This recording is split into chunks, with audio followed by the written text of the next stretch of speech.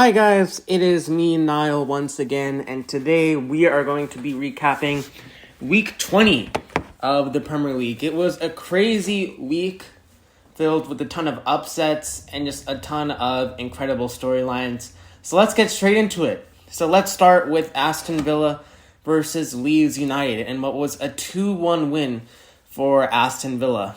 Unai Emery's side now has a 3-game unbeaten streak in the Premier League after their 2-1 win against Leeds United. And it would be the worst start possibly imagined for Jesse Marsch's side as Leon Bailey scored in the second minute to give Villa the lead. It all started from Leeds' own corner kick as the defense for Aston Villa sent out a brilliant ball to Kamara, who then picked out a great pass to Bailey as he scored. In the 22nd minute, Aronson picked out a brilliant pass from a free kick to Rodrigo, but he was brought down by Douglas Luiz and clattered into Emi Martinez. There was no penalty given, which I personally think is ridiculous, as Luiz has his hands on Rodrigo and, in my opinion, clearly pulls him back. Leeds really started to find their feet in the game as Rodrigo was through on goal in the 42nd minute as he ran past Martinez as he rushed out of his net, but Moreno made a brilliant challenge to prevent the ball from going to goal, a chance that he should have capitalized on. Leeds United would have another chance to score in the 45th minute after a wonderful cross from Ayling to find Harrison, but Martinez makes a great save to deny him. Rodrigo would score what could have been the tying goal in the 46th minute, but the goal was called back because it was offside. It was a very close call, however. Ashley Young made a brilliant tackle in the 64th minute to make sure that Adams was not through on goal. And Aston Villa's second goal would finally come in the 64th minute. Bailey would have a shot at goal that was saved by Meslier, but Buendia did well to follow the shot through as he headed the ball into the back of the net.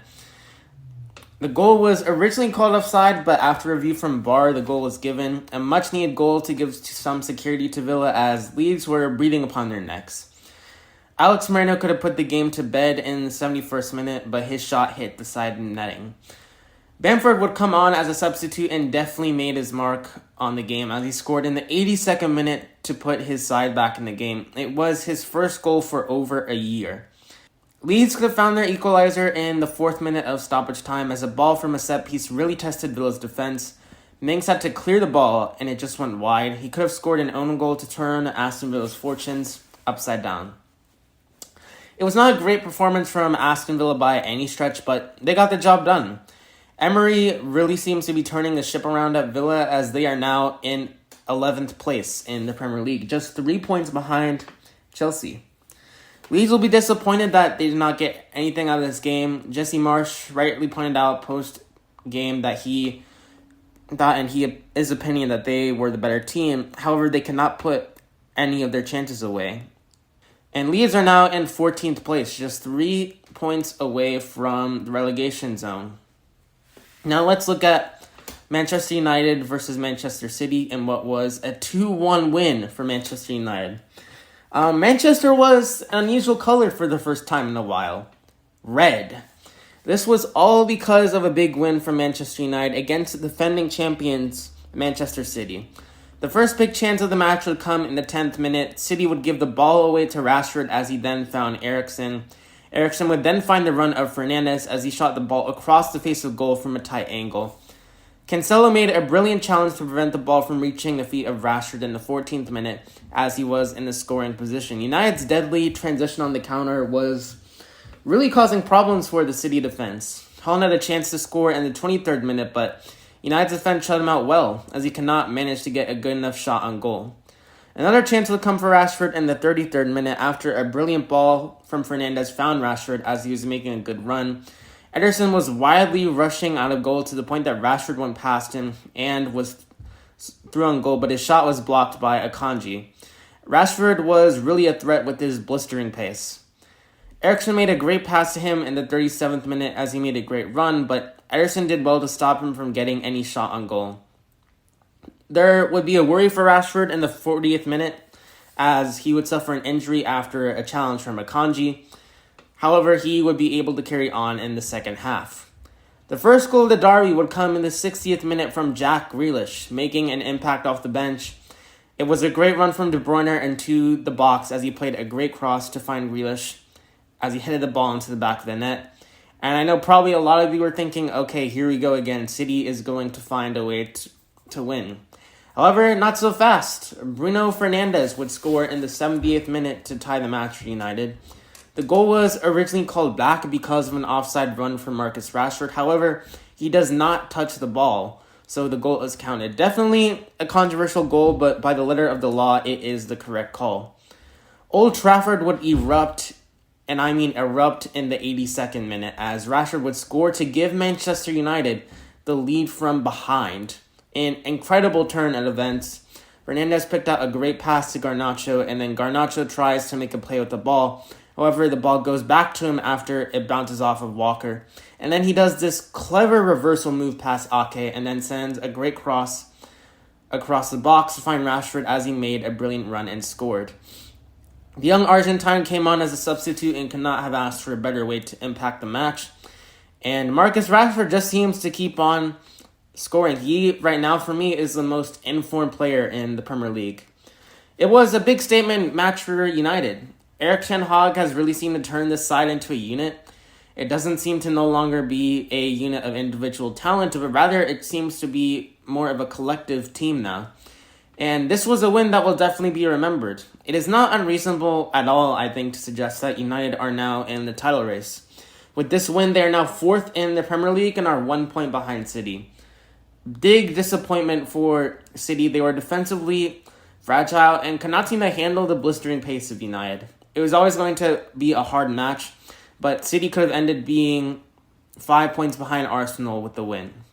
However, they are now instead 8 points behind them with this loss. With the form that Arsenal are in, the gap is increasing and it will become much harder for City to catch up. Now let's look at Wolves' win against West Ham. It was a 1-0 win for Wolves. West Ham was really finding themselves tested by the threat that Wolves have. Semedo made a good pass that could have found Podence, but Koufal made a good clearance to deny the ball from reaching his path. And Koufal would have a great chance to score in the 30th minute to give West Ham the lead, but his shot was blocked by a Wolves defender. Podence would finally score a breakaway goal in the 48th minute to give Wolves the lead. It was a brilliant transition from defense to attack. West Ham was able to only make half a clearance after a pass from Nunez. The ball then found the feet of Podence as he puts it past Fabianski.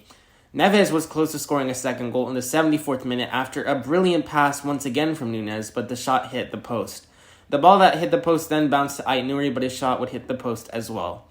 Raul Jimenez would score in the 95th minute to double the lead, but the goal was called back because it was offside. A big 3 points for Wolves as they try to stay away from the relegation zone, while West Ham are now 18th in the Premier League relegation zone. Things are really not looking good for West Ham. They are a team with plenty of potential, and yet they are massively underperforming. Now let's look at Nottingham's 2-0 win over Leicester City. Barnes would have a great chance after a great cross from Albrighton to give Leicester the lead in the 14th minute, but his shot went wide. It was a chance that he should have capitalized on. Tielemans had a good shot in the 19th minute that could have possibly ended up in the back of the net, but it was deflected and crept past the post. Brennan Johnson would score in the 55th minute to give Nottingham the lead.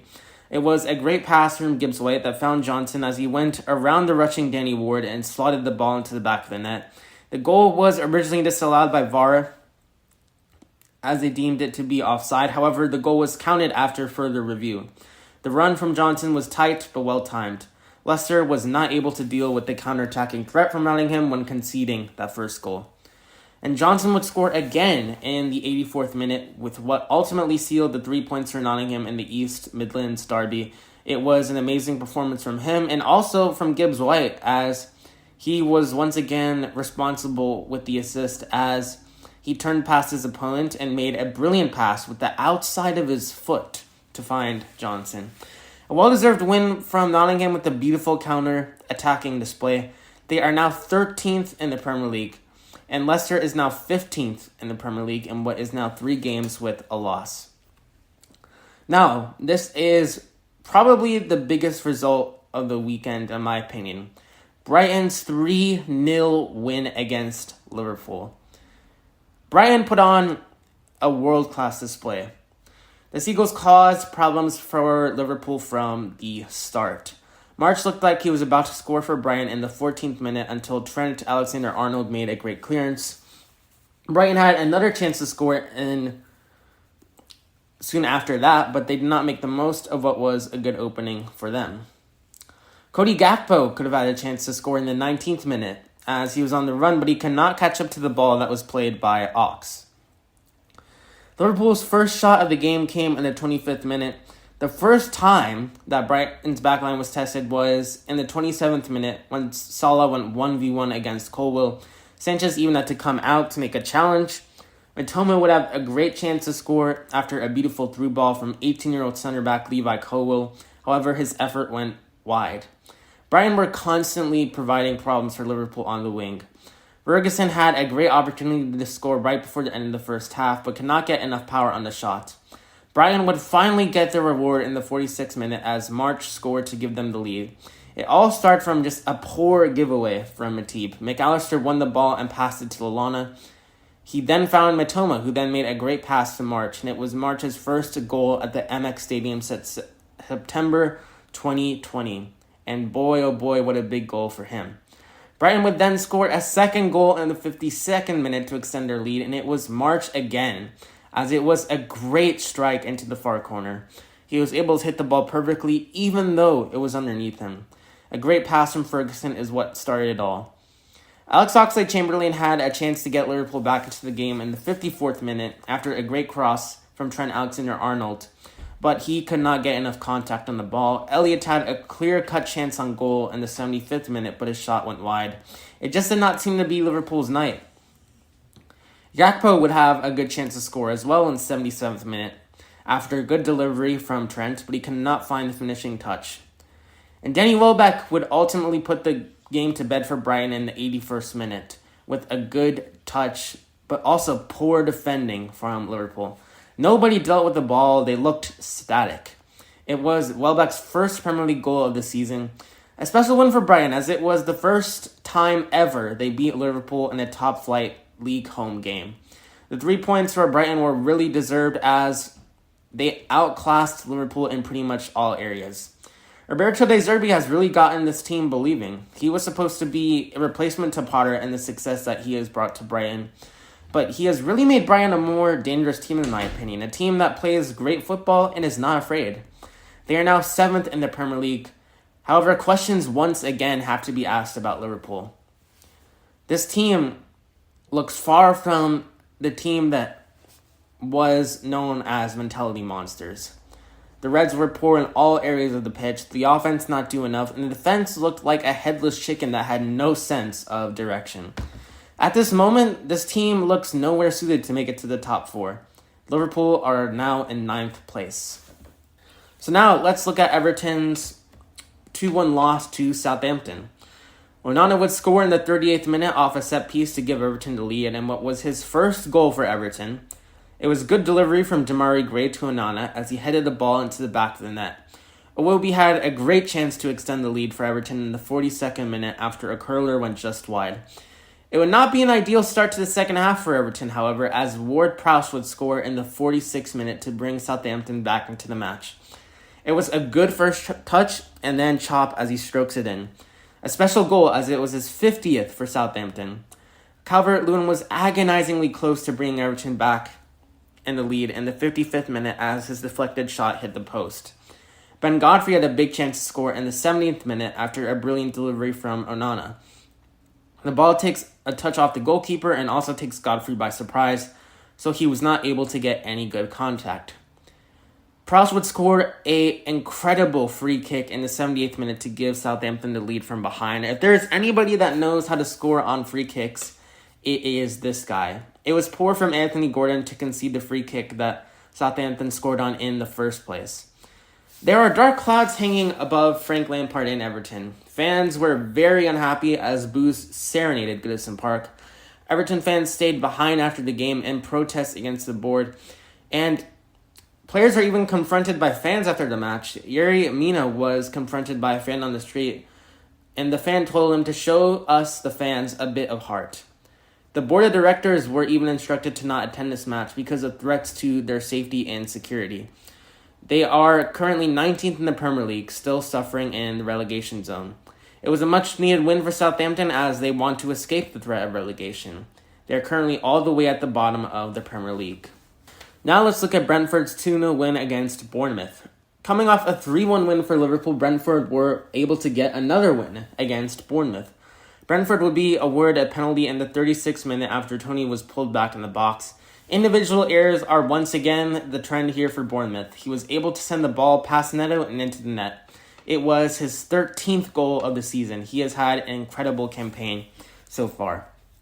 Bournemouth's best moment of the half came in the first minute of extra time in the first half, as Billing made a shot that Raya had to make a firm save on. Raya was really tested in the 68th minute when Dembele had a great shot at goal, but Raya was able to deal with it. Henson would score a delicious strike after a great ball across goal from De Silva in the 75th minute to make it 2-0 for Brentford. It was a good counter-attacking moment from Brentford. A great win for Thomas Frank's side as they are 8th in the Premier League. Bournemouth are currently in a hellfire. They are now 1 point off the bottom with the 6th straight defeat. It is their worst run in 4 decades. Now let's look at Chelsea's 1-0 win against Crystal Palace. Chelsea had a good start in the first couple of minutes. However, Crystal Palace would start to find their feet in the first half and would trouble Kepa as you'd have to make some important saves. Havertz would have a great chance to score in the 32nd minute after a great cross from Ziyech, but the header went just over. Another good chance would come for Chelsea in the 40th minute as Lewis Hall's shot went just wide. Schlupp had a chance to score off a corner just right before the end of the first half, but Kepa made the save.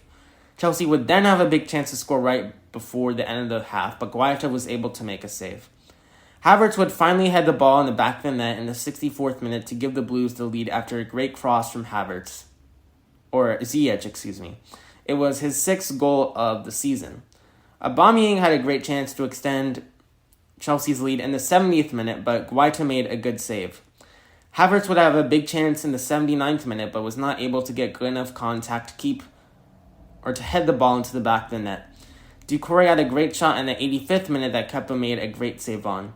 CP put great pressure on Chelsea in the final stages of the match, but were not able to get anything from it. It was a much-needed win for Chelsea after a 3-game winless streak. They are now 10th in the Premier League, and they will need to continue with more wins. Chelsea's new young and talented signing Mudryk will be anticipated to bring some energy to revitalize the squad. Now let's look at Newcastle's 1-0 win against Fulham. Longstaff had a great chance to score in the 4th minute for Newcastle to give them an early lead, but Issa Diop made a great tackle to thwart him. Another great chance would come for Newcastle in the 39th minute as Wilson swivels and takes a shot that Leno had to make a save on. Many chances were generated for Newcastle in the first half, but they could not convert on them. It would not be good news for Newcastle fans to learn that Guimaraes would not start the second half due to injury. It was surprising to see how Wilson was not able to convert on many chances presented to him. Schär was very close to scoring in the 60th minute from a free kick, but the ball hit the post. Fulham would be awarded a penalty in the 67th minute, and Mitrovic would take it. He would have a chance to score against his former club. He scored the penalty, however, it would not count as it was a double hit. Mitrovic played it off his standing foot, and this is something that I have not seen ever watching soccer. When I first watched this live, I was like, what the heck is going on? This is crazy. That was definitely a moment that he will not be forgetting for a while. Newcastle would finally get their goal from Alexander Isak in the 88th minute, the substitute making an impact after his return from injury. It was a great flick from Wilson across to Isak. Diop was definitely unlucky as he was in the right place, but the ball rebounded off him, which is a reason as to why the goal happened. It was not the best win for Newcastle, but 3 points is 3 points. They are 3rd in the Premier League and only just a point behind Manchester City. Fulham will feel hard done by the outcome as they really could have gotten more from this match. Marco Silva's side is 6th in the Premier League and 2 points behind Tottenham. Now let's look at Arsenal's 2-0 win at Tottenham. Nketiah was close to giving Arsenal the lead in the 6th minute after a poor giveaway from Tottenham. The Gunners were giving Tottenham problems from the beginning. An own goal from Lloris would give Arsenal the lead, and it was horrendous goalkeeping from the Tottenham keeper, but it is errors that we have become accustomed to seeing from Lloris. It all started from a great ball from Thomas Partey that found Saka. He went up 1v1 against Young and whipped the ball in as it spinned off Lloris's gloves and into the net. Young, I think, also should have done better defending Saka and not giving him space that he would have penetrated. Son would have a chance to score in the 17th minute to tie the match, but Ramsdale would make a great save to deny him. Martinelli was very close to doubling the lead for Arsenal in the 24th minute as a shot went off the post.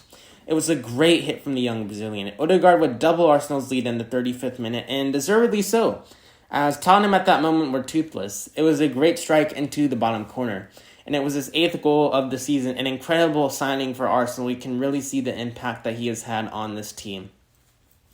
Kane would have a chance to score that you would expect him to finish right before the end of the first half, but Ramsdale again denied him. In the second half, Tottenham looked more threatening, and Arsenal looked to be under pressure. However, nothing was getting past Ramsdale. Arsenal were well organized defensively to make sure that Kane and Son would not score, and Nketiah would have a chance to ultimately put the game to bed in the 68th minute, but he was denied by Lloris. It was a great win for Arsenal. They showed no fear and had a great collective performance. The second half was not their best compared to the first half, but they do get the job done, and that is what they need to do if they want to win the Premier League. Arsenal, I think, are right now title favorites. They have some tough games coming up, but with the way they're playing right now, they can beat anybody. The young players on the squad seem to be relishing the moment, and there seems to be a great understanding of how Arsenal wants to play. Not to mention, they also have Mikel Arteta, who clearly has captured the belief of the Gunners. A big win as Arsenal extended their lead at the top of the table to 8 points. Tottenham once again disappointed. They defensively looked vulnerable and continued to not put on a good full 90 performance. Antonio Conte seems reluctant to change the way they play, and that for me is a concern because right now things don't seem to be working. Tottenham are now in 5th place after this loss. And there was an interesting moment after the match that happened as tensions really started to be high with Tottenham fans after the loss, to the point that a Tottenham fan kicked Ramsdale in the back as he was getting his water bottle. That is completely unacceptable. I think that the FA needs to take drastic measures on this. I think the person who kicked Ramsdale in the back needs to be banned for life from entering any stadium because you cannot be doing those type of things. You cannot be kicking players in the back like that.